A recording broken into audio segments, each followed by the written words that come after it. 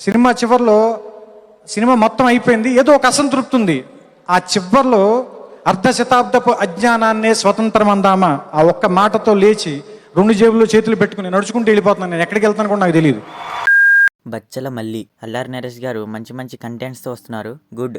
నాంది సినిమా నుంచి మొదలుపెట్టారు. అప్పటి నుంచి మంచి మంచి కంటెంట్ ఉన్న మూవీస్ తోటే వస్తున్నారు. కొన్ని కమర్షియల్గా ఫ్లాప్ అయిన కంటెంట్ పరంగా అయితే మిస్ అవ్వట్లేదు. ఈసారి రగ్గుడ్ లుక్తో వచ్చారు బచ్చల మల్లితో. మూవీ అయితే నాకు పర్లేదనిపించింది. మూర్ఖత్వంతో ఉండే క్యారెక్టర్ని బాగానే రాసుకున్నారు. ఈ మధ్యలో వచ్చే సినిమాలలో ఈ మాత్రం క్యారెక్టరైజేషన్ కూడా ఉండట్లేదు. ఈ మూర్ఖత్వం క్యారెక్టర్ని బాగానే హ్యాండిల్ చేస్తూ వచ్చారు సెకండ్ హాఫ్ వరకు. ఇక లాస్ట్ 30 మినిట్స్ ఉందనగా క్యారెక్టర్ని ఎలా హ్యాండిల్ చేయాలి, ఎలా ఎండ్ ఇవ్వాలి అని అర్థం కాలేదనుకుంటా. ఏదో తోచింది రాసి ఇప్పుడు ఎమోషన్ పెట్టాం ఏడవండి అంటే ఇప్పుడు ఎమోషనల్ సీన్ ఏడవండి ఇలా ఎండ్ చేసి ది ఎండ్ అని పెట్టారు. ఇదండి జరిగింది. అంటే ఏంటంటే మూర్ఖత్వంతో ఉండే క్యారెక్టర్ అల్లరి నరేష్ గారిది. ఎవరి కోసం తగ్గాడు, ఇష్టం వచ్చినట్టు బతుకుతాడు, ఎవరిని దేకడనమాట.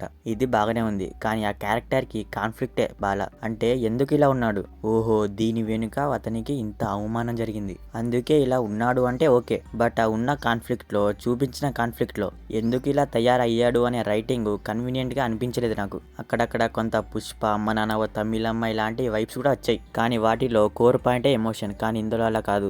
నాకు హీరోయిన్ చెప్తే మందు సిగరెట్ మానేస్తా అలా మానేయడం, పోలీస్ వాళ్ళని అక్కడ కొట్టడం, ఇలా కొన్ని సీన్సెస్ వరకు బాగానే అనిపించింది క్యారెక్టర్ వల్ల, అగ్రి అయ్యా. కానీ మెయిన్గా అయితే ఆ కావేరి ఇంట్లో సీన్ దగ్గర నుంచి సినిమా దొబ్బింది అని అనిపించింది. మరి అంటే అక్కడి వరకు బాగానే లాక్కొచ్చిన మూవీని అక్కడ తిడగొట్టేసిందిరా అనిపించింది. ఈ మూర్ఖత్వం క్యారెక్టర్ని ఎలా హ్యాండిల్ చేయాలి, ఎలా ఎండ్ చేయాలి అని తల బాదుకున్నట్టున్నారు.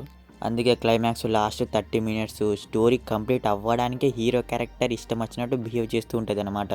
అతని మూర్ఖత్వం వల్ల ఎమోషన్ కానీ నెక్స్ట్ సీన్ కానీ ప్రొసీడ్ అవ్వడమో పండడమో జరగాలి.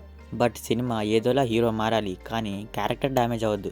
ఇలా తెలిసి తెలియనట్టు మారిపోవాలి, సినిమా ఎండ్ అవ్వాలి. అలా ఎండ్ చేయాలి అనేలా తీశారు అని నా ఫీలింగ్. మెయిన్గా హీరో చుట్టూ అతని క్యారెక్టర్ చుట్టూ రన్ అయ్యే స్టోరీ ఇది. అంటే ఇది ఎలా అనిపించిందంటే మూర్ఖత్వం ఉండాలి, అది ఉంది అని మనకు తెలియాలి. 2-3 సీన్సెస్ వరకు పెట్టి క్యారెక్టర్ ఇది అని మనకు ఫిక్స్ అయ్యే వరకు, అలా మనం క్యారెక్టర్ ఇది అని ఫిక్స్ అయ్యే వరకు బ్యాడ్గా చూపిస్తారు. మళ్ళీ జ్ఞానోదయం అయిపోవాలి, అరే ఏంట్రా ఈ కన్ఫ్యూజన్ అని రైటర్కి తిక్కలేసి ఫాదర్ పేరు వాడితే కోపం వస్తుందంట, మళ్ళీ గ్రాండ్ ఫాదర్ పేరు వాడితే కోపం రాదంట. సరే పోనీలే ఇదొకటేగా పోతే పోనీ అని ప్రొసీడ్ అయ్యి సరే అంత అయిపోయింది. క్లైమాక్స్లో ఏదో గట్టిగా ఎమోషన్ అయ్యేలా పెట్టాలి అని అది పెట్టేసి ప్రొసీడ్ అయిపోయారు. క్లైమాక్స్ ఇదే జరుగుద్ది అని నాకు 30 మినిట్స్ ముందే అర్థమైంది. అన్ఫార్చునేట్లీ అదే జరిగింది. పర్ఫార్మెన్స్ విషయానికి వస్తే అల్లరి నరేష్ గారు చాలా బాగా చేశారు. అండ్ రిమైనింగ్ క్యాస్ట్ మొత్తం ప్రతి ఒక్కరు వాళ్ళ రోల్స్లో మంచి పర్ఫార్మెన్స్ డెలివరీ చేశారు. బీజిఎం పర్లేదు, సాంగ్స్ అయితే బాలేవు. ఫైనల్లీ బచ్చల మల్లి కోసం చూస్తామంటే ఒకసారి డెఫినెట్గా ట్రై చేయండి. మూవీ అయితే ప్రైమ్ వీడియోలో తెలుగులో ఉంది. No adult scenes, no bad language. So మరి ఇది బచ్చల మల్లి మూవీ రివ్యూ గురించి. మరి మూవీ చూశాక మీకేమనిపించింది అనేది మా కామెంట్ సెక్షన్లో షేర్ చేసుకోవడం మాత్రం మర్చిపోకండి.